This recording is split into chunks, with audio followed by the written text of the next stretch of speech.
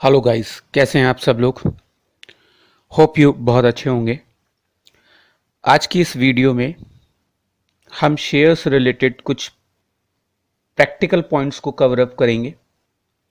यानी जो हमें प्रैक्टिकल क्वेश्चंस करने होते हैं उनमें जो टर्म्स यूज़ होती हैं, आज की वीडियो में हम उन टर्म्स को अंडरस्टैंड करेंगे ताकि जब हम इन न्यूमेरिकल क्वेश्चंस को करें और हमें वो टर्म्स ऑलरेडी पता हों तो क्वेश्चन सॉल्व करने में प्रॉब्लम नहीं आएगी और टॉपिक आसानी से समझ में आएगा।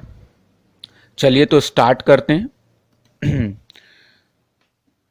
सबसे पहले आता है इश्यू ऑफ शेयर्स, यानी एक कंपनी मार्केट में शेयर्स को किस तरीके से इशू कर सकती है और किस प्राइस पर इशू कर सकती है। कंपनी शेयर्स को सबसे पहले नंबर में एक तरीका आता है लमसम बेसिस पे शेयर्स को इशू कर सकती है। सेकंड नंबर पे इंस्टॉलमेंट बेसिस पे शेयर्स को इशू कर सकती है। तीसरा होता है इशू अदर देन कैश। अब ये लमसम बेसिस क्या होता है, इंस्टॉलमेंट बेसिस क्या होता है, इशू अदर देन क्या होता है, इसको अब हम टर्न बाय टर्न समझेंगे। इसके अलावा एक और चीज आती है कि आप शेयर को एट पार पे बेच सकते हैं, एट प्रीमियम पर बेच सकते हैं। तो ये सब टर्म्स क्या होती हैं, इनको अब हम नेक्स्ट स्लाइड्स में सीखते हैं। सबसे पहले आता है issue of share at lump sum basis क्या होता है। जब कोई कंपनी अपना शेयर मार्केट में लमसम बेसिस पे बेचती है तो जो भी शेयर का प्राइस होता है वो एक साथ इकट्ठा उस शेयर होल्डर से ले लेती है। इसकी डेफिनेशन को समझते हैं। When the company ask the total par value of share at the time of application, it is called the issue of share on lump sum basis. यानी मान लीजिए एक शेयर 10 रुपए का है या एक शेयर 20 रुपए का है। For example, if a share of ₹20 is issued at ₹20, अगर कंपनी ने एक शेयर 20 रुपए का 20 रुपए में इशू किया है और वो सारा पैसा एप्लीकेशन के टाइम पर ही पब्लिक से ले लेती है, तो ऐसे में हमने सारा पैसा इकट्ठा एक साथ एक ही इंस्टॉलमेंट में ले लिया, तो उस कंडीशन में हम इसे कहेंगे issue of shares at lump sum basis. तो आपको समझ में आया होगा कि लमसम बेसिस का मतलब क्या है। जब कंपनी शेयर का प्राइस एक साथ इकट्ठा पब्लिक से ले ले तो इसे कहते हैं issue of share at lump sum basis. Next आता है कि issue of share at instalment basis. ये क्या होता है, यानी जो शेयर का प्राइस है वो इकट्ठा एक साथ पब्लिक से ना लेकर छोटे छोटे टुकड़ों में छोटी छोटी इंस्टॉलमेंट में जब हम लेते हैं तो इसे कहते हैं issue of share at instalment basis. When the company asks value of share in instalment basis, यानी कंपनी जो शेयर का प्राइस है वो छोटी छोटी इंस्टॉलमेंट बेसिस पे ले रही है, it is called the issue of share on instalment basis. For example, if a share of ₹20 is issued at ₹20, then amount is collected in 4 installment। यहाँ पर कंपनी 20 रुपए का एक शेयर दे रही है और वो पैसा 4 इंस्टॉलमेंट में ले रही है। पहली इंस्टॉलमेंट जो है उसको हम एप्लीकेशन मनी कहते हैं। जो पहली किस्त होती है उसे हम एप्लीकेशन मनी कह रहे हैं, जो 4 रुपए की है। दूसरी इंस्टॉलमेंट का नाम हमेशा अलॉटमेंट होगा, जिस पर हम कंपनी 6 रुपए मांग रही है। तीसरी इंस्टॉलमेंट को हम फर्स्ट कॉल का नाम दे रहे हैं, यानी सबसे पहले हम जो जो पहली किस्त लेते हैं उसे हम बोलते हैं एप्लीकेशन। जो दूसरी इंस्टॉलमेंट लेते हैं हम उसे बोलते हैं अलॉटमेंट। तीसरी इंस्टॉलमेंट जब हम लेते हैं तो उसको बोलते हैं फर्स्ट कॉल। चौथी जो हम इंस्टॉलमेंट लेते हैं उसको हम बोलते हैं सेकंड या फिर फाइनल कॉल। सेकंड कॉल के बाद थर्ड कॉल भी हो सकती है और उसे जो हमारी लास्ट इंस्टॉलमेंट होती है उसके साथ हम फाइनल वर्ड जोड़ देते हैं। तो यहां पर हमारे इस एग्जाम्पल में एक कंपनी ने 20 रुपए का शेयर दिया है, वो पैसा 4 इंस्टॉलमेंट में ले रही है, एक साथ इकट्ठा ना लेकर थोड़ा थोड़ा करके ले रही है। 4 रुपए पहली इंस्टॉलमेंट जिसे हम एप्लीकेशन बोल रहे हैं, दूसरी इंस्टॉलमेंट 6 रुपए की है जिसे हम अलॉटमेंट बोल रहे हैं, तीसरी इंस्टॉलमेंट 5 रुपए की है जिसे हम फर्स्ट कॉल का नाम दे रहे हैं, और लास्ट इंस्टॉलमेंट जिसे हम सेकंड और फाइनल कॉल बोल रहे हैं उस पर हमने 5 रुपए मांगे।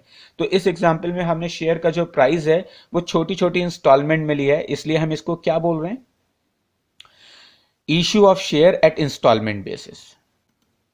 अब आता है इश्यू अदर देन कैश क्या होता है। यानी हमने यहां पर जो शेयर्स इशू किए हैं वो कैश के लिए नहीं किए, यानी हम मार्केट में शेयर्स तो बेच रहे हैं लेकिन हम बदले में कोई कैश पब्लिक से नहीं ले रहे हैं। यानी मुझे किसी को पेमेंट देना है, मैंने किसी से सर्विसेज ली हैं, किसी से कुछ काम करवाया है, तो मैं उसकी पेमेंट उसे कैश में देने के बजाय शेयर्स की फॉर्म में कर रहा हूं। या मैंने किसी से कोई लैंड खरीदी है, बिल्डिंग खरीदी है, कोई मशीन खरीदी है या कोई अदर एसेट्स खरीदी है, और जो मुझे उसे पेमेंट देनी है वो मैं उसे शेयर के फॉर्म में कर रहा हूं, इसी को कहते हैं issue other than cash. When shares are issued against the purchase price, यानी मैंने कोई चीज खरीदी है और उसका जो प्राइस है उसके बदले में मैं शेयर्स इशू कर रहा हूं, is called issue of share for consideration other than cash.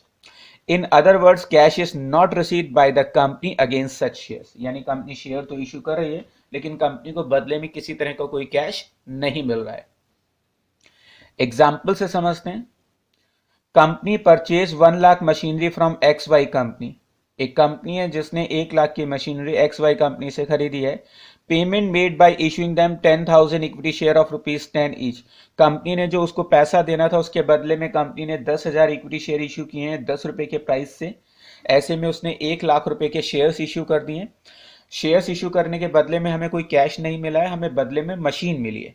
तो ऐसे में इस तरह के इशू को हम बोलते हैं issue other than cash.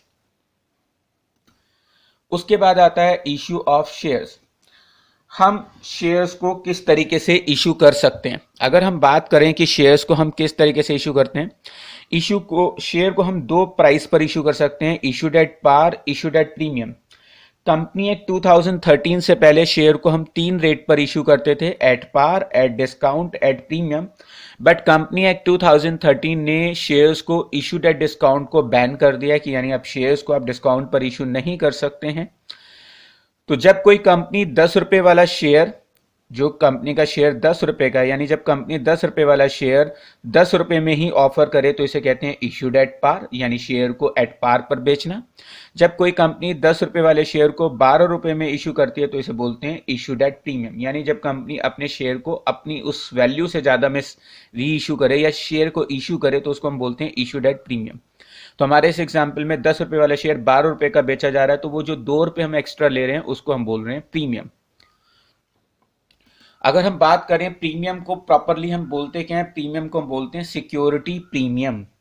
Security premium यानी जब 10 वाला शेयर 12 रुपए का बेचा जाता है तो वो जो 2 रुपए हमने पब्लिक से एक्स्ट्रा लिए होते हैं उसको हम बोल रहे हैं security premium.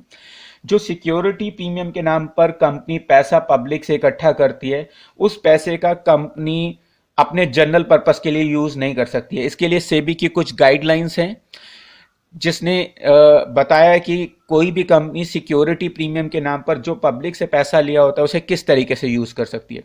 Company security premium के नाम पर जो पैसा होता है उसे यूज कर सकती है राइटिंग ऑफ, राइटिंग ऑफ का मतलब होता है उसको नुकसान की भरपाई के लिए यूज कर सकती है उस पैसे का। प्रीलिमिनरी एक्सपेंसेस को राइट ऑफ करने के लिए यूज कर सकते हैं। प्रीलिमिनरी एक्सपेंसेस क्या होते हैं, जब कोई कंपनी स्टैब्लिश की जाती है तो उसको स्टैब्लिश करने के टाइम पर जो पैसा खर्च होता है उसको हम बोलते हैं प्रीलिमिनरी एक्सपेंसेस। इसके अलावा अगर कंपनी के पास कोई और पैसा बचता है सिक्योरिटी प्रीमियम का तो कंपनी इस पैसे का यूज रिडम्पशन ऑफ डिबेंचर और प्रेफरेंस शेयर्स के लिए कर सकती है। यानी कंपनी को फ्यूचर में डिबेंचर का पैसा वापस लौटाना है या प्रेफरेंस शेयर का पैसा वापस लौटाना है, तो ऐसे में कंपनी उनके पेमेंट के टाइम पर अगर उन्हें कुछ एक्स्ट्रा प्रीमियम पर पेमेंट कर रही है तो इस प्रीमियम का यूज वहां पर कर सकते हैं। इसके अलावा कंपनी अपने ही शेयर्स को बाय बैक करने में इस पैसे का यूज कर सकती है, या फिर कंपनी सिक्योरिटी प्रीमियम का यूज बोनस शेयर इशू करने के लिए भी कर सकती है।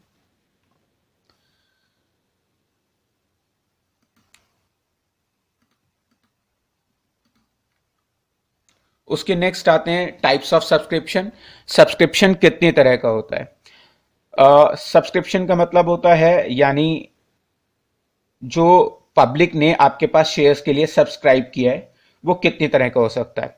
तो इसे हम एग्जाम्पल से समझते हैं। मान लीजिए एक कंपनी है जिसने मार्केट में 10,000 शेयर्स इशूड की हैं, ऑफर्ड मतलब इशू की हैं।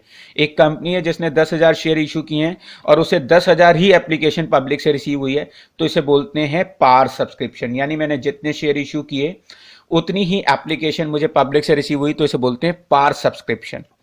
दूसरा एग्जाम्पल है कि हमारी कंपनी ने 10,000 शेयर इशू किए लेकिन हमारे पास पब्लिक से एप्लीकेशन रिसीव हुई हैं 8,000 एप्लीकेशन रिसीव हुई हैं, तो ऐसे में इसे बोलते हैं अंडर सब्सक्रिप्शन।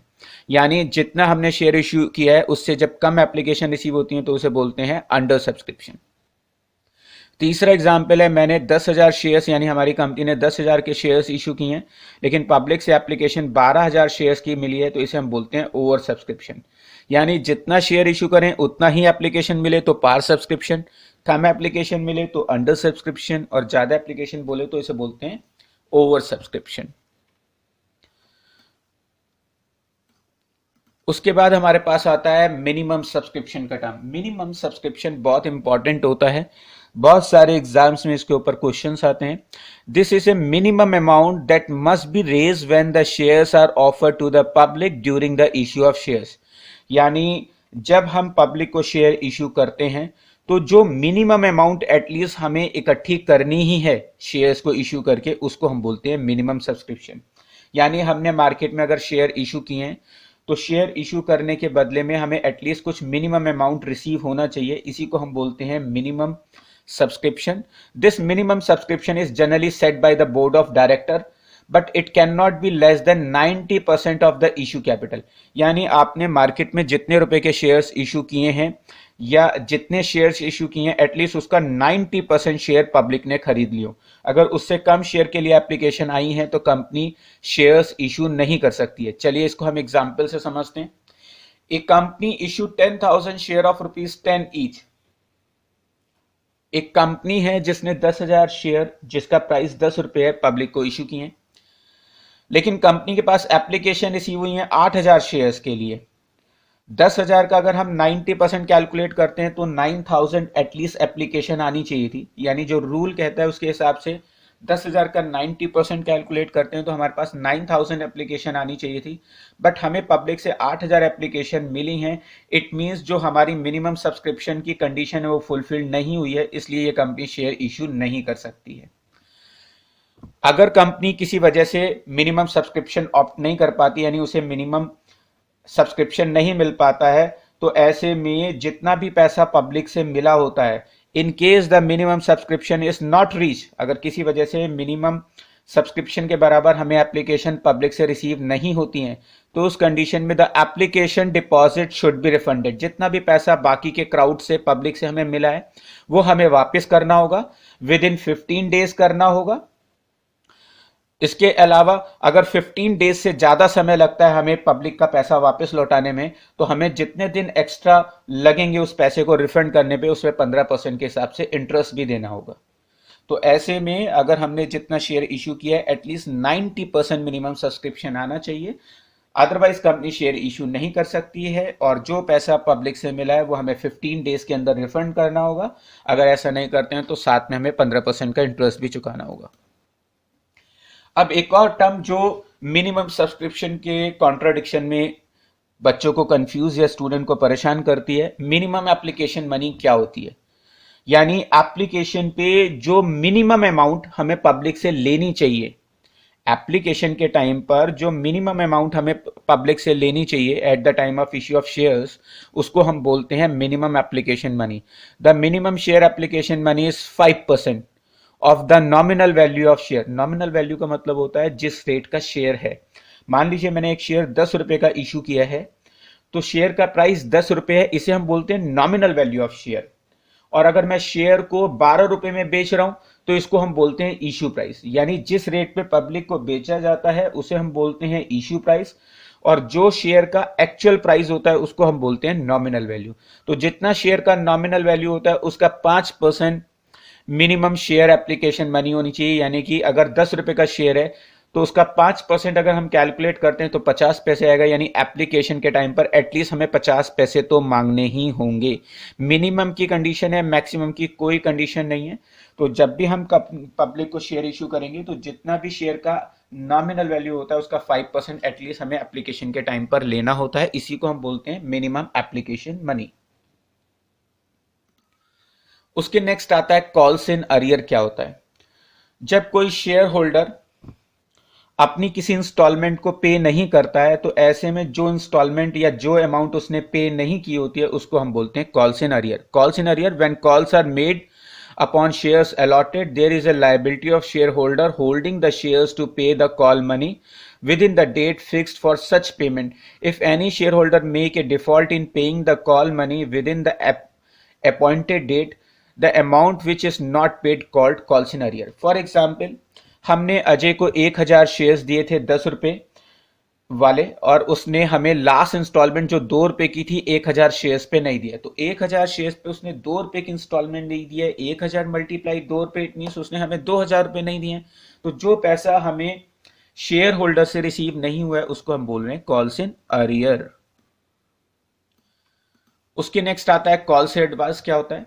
जब कोई शेयर होल्डर अपनी फ्यूचर की इंस्टॉलमेंट, जिसका पैसा अभी पब्लिक से कंपनी ने नहीं मांगा है, वो पैसा एडवांस में कंपनी के पास भेज देता है, उसको हम बोलते हैं calls in advance. If a company accept the amount against the call और calls which are not made, यानी जो पैसा अभी हमने पब्लिक से नहीं मांगा है, मान लीजिए मैंने किसी शेयर होल्डर से अभी फाइनल कॉल के 3 रुपए नहीं मांगे हैं, बट उसने एडवांस में वो पैसा हमें भेज दिया है, तो ऐसे में जो भी पैसा हमें एडवांस में शेयर होल्डर से मिला होता है उसको हम बोलते हैं कॉल्स इन एडवांस। उसके नेक्स्ट आता है interest on calls in arrear and calls in advance, कि कॉल्स इन अरियर और कॉल्स इन एडवांस पे इंटरेस्ट का प्रोविजन होता है।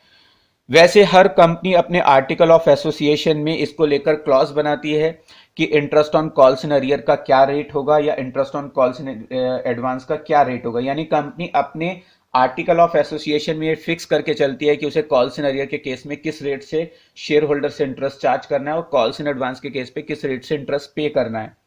बट अगर किसी वजह से कंपनी ने अपने आर्टिकल ऑफ एसोसिएशन में इसका कोई प्रोविजन नहीं बनाया हुआ है, तो उस कंडीशन में कंपनी एक्ट 2013 की टेबल एफ के रूल्स एप्लीकेबल होते हैं, जो इस तरीके से हैं।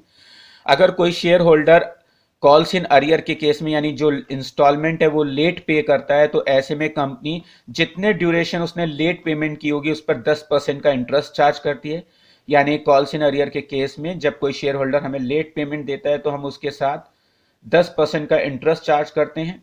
अगर कोई शेयर होल्डर हमें जल्दी एडवांस में कॉल्स पे कर देता है तो कंपनी उसकी एडवांस मनी पर उसे 12% के हिसाब से इंटरेस्ट पे करती है। नेक्स्ट आता है प्रोराटा अलॉटमेंट ऑफ शेयर्स। क्या होता है? ये बहुत इंपॉर्टेंट टर्म है। जब भी न्यूमेरिकल टॉपिक आता है तो इसके ऊपर most of the time 12th में 8 मार्क्स का एक क्वेश्चन होता है प्रोराटा से रिलेटेड। तो ये प्रोराटा अलॉटमेंट क्या होता है, आइए समझते हैं। Pro rata allotment refer to the allotment of shares in proportion of the share applied for, यानी प्रोराटा अलॉटमेंट में कंपनी शेयर्स को इस तरीके से अलॉट करती है जहां पर जिन लोगों ने ज्यादा शेयर के लिए अप्लाई किया होता है, कंपनी उन्हें अपने शेयर्स को इस तरीके से प्रपोर्शनेटली अलॉट करती है कि मैक्सिमम शेयर होल्डर को कंपनी के शेयर मिल जाए।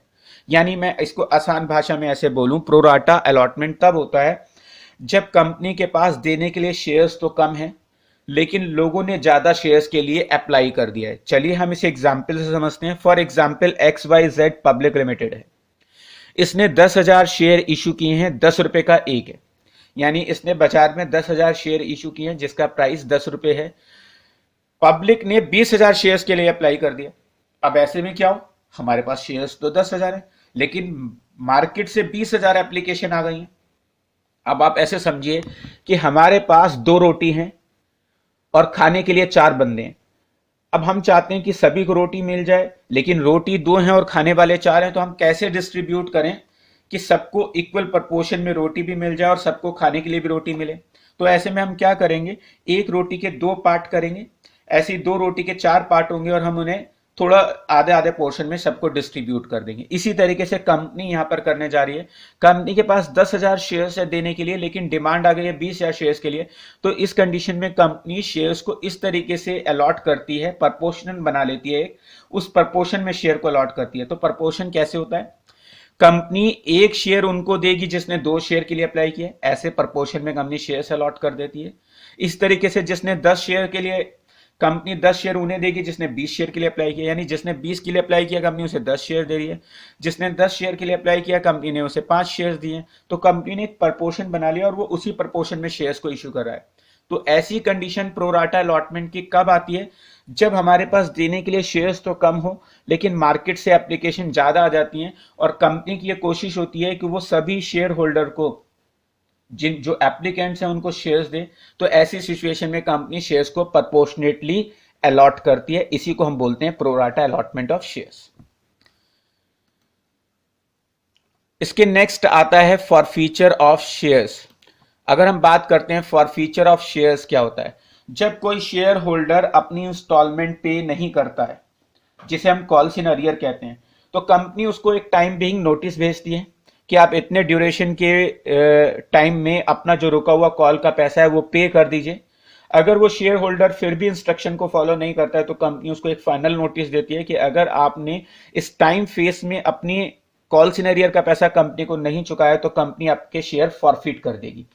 उस कंडीशन में क्या होगा, अगर कंपनी शेयर फॉरफिट कर देगी, फॉरफिट को आप सिंपल भाषा में समझ सकते हैं कि कंपनी शेयर को कैंसिल कर देगी, यानी कि जो शेयर होल्डर का टाइटल है वो कैंसिल हो जाएगा, यानी उसकी ऑनरशिप चली जाएगी। ऐसे में कंपनी उसके शेयर को कैंसिल कर देगी और जो शेयर होल्डर वो पैसे हमको दे चुका है वो कंपनी उसको रिफंड नहीं करेगी।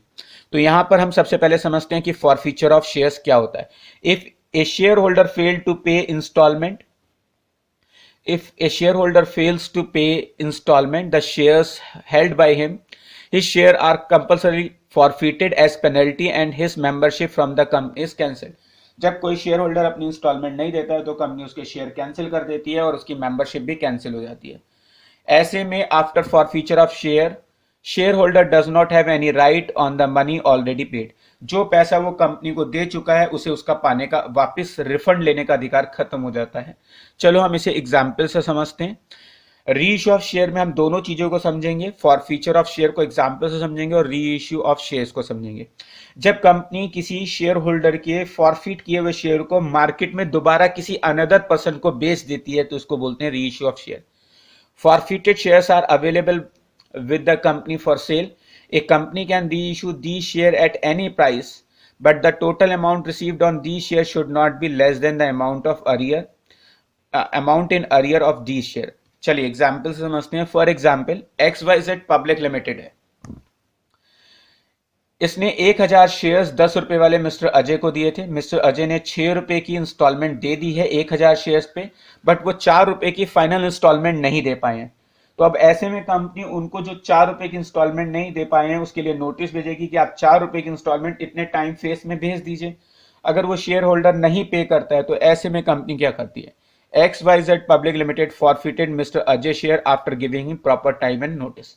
कंपनी उसके शेयर को फॉरफिट कर देगी और ऐसे में कंपनी ये शेयर बाजार में किसी और को री इश्यू कर सकती है, चाहे वो प्राइस 7 रुपए भी हो सकता है, 8 रुपए भी हो सकता है, 9 रुपए भी हो सकता है, लेकिन एटलीस्ट कंपनी को ये शेयर इतने रुपए में इश्यू करना होगा। देखिए एटलीस्ट मिनिमम प्राइस हम कितने में री इश्यू कर सकते हैं। यहां पर शेयर होल्डर ने हमें 4 रुपए नहीं दिए, ये जो 4 रुपए उसने हमको नहीं दिए, तो एटलीस्ट हम जब शेयर को री इश्यू करते हैं तो उस समय हमें उसका मिनिमम प्राइस क्या रखना होगा, 4 रुपए। यानी जो अमाउंट हमें पेंडिंग होती है उसको हम मिनिमम प्राइस बोलते हैं एट द टाइम ऑफ री इश्यू, यानी कि हमें री इश्यू के टाइम पर मिनिमम शेयर का प्राइस क्या रखना होगा, 4 रुपए। वैसे कंपनी किसी भी रेट पर शेयर को री इश्यू कर सकती है। अब बात आता है कैपिटल रिजर्व क्या होता है। जब कंपनी फॉरफिट किए हुए शेयर्स को मार्केट में किसी और को बेच देती है तो उसको बेचने से जो कंपनी को प्रॉफिट होता है उसको बोल रहे हैं हम यहां पर कैपिटल रिजर्व। अच्छा, अब हम समझने की कोशिश करते हैं कि भाई ये कैपिटल रिजर्व क्या होता है। The capital reserve is the reserve which is created out of the profit of the company generated from its non operating activity. Non operating activity से जो भी हमें प्रॉफिट होता है उस प्रॉफिट को हम कैपिटल रिजर्व का नाम दे रहे हैं।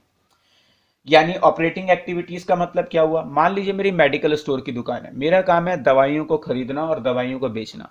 ऐसे में दवाइयों को खरीदना और बेचना ये मेरा काम है, इसे मैं बोलूंगा ऑपरेटिंग एक्टिविटीज। इस तरीके से जो भी मैं पैसा अर्न करूंगा मैं उसे बोलूंगा ऑपरेटिंग प्रॉफिट।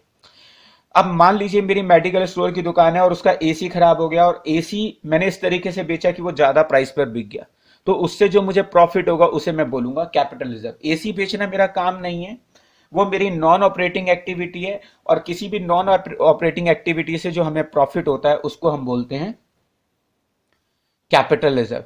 तो जब कोई कंपनी शेयर को फॉरफिट करके रीइश्यू करती है और फॉरफिट करके रीइश्यू करने में उसे जो भी प्रॉफिट होता है उसको यहां पर नाम दिया जा रहा है कैपिटल रिजर्व का। तो होप यू गाइस आपको इस वीडियो से शेयर्स के जो न्यूमेरिकल पॉइंट्स होते हैं, यानी जो न्यूमेरिकल क्वेश्चन करने में जो टर्म्स यूज होती हैं वो अच्छे से समझ में आ गई होंगी। तो अब हम नेक्स्ट वीडियोस में जो भी शेयर्स के प्रैक्टिकल क्वेश्चंस करेंगे उनको लेकर आपकी जो अंडरस्टैंडिंग है वो काफी अच्छी होगी। फिर भी अगर आपको कोई डाउट रहता है तो आप मुझसे अलग से पूछ सकते हैं।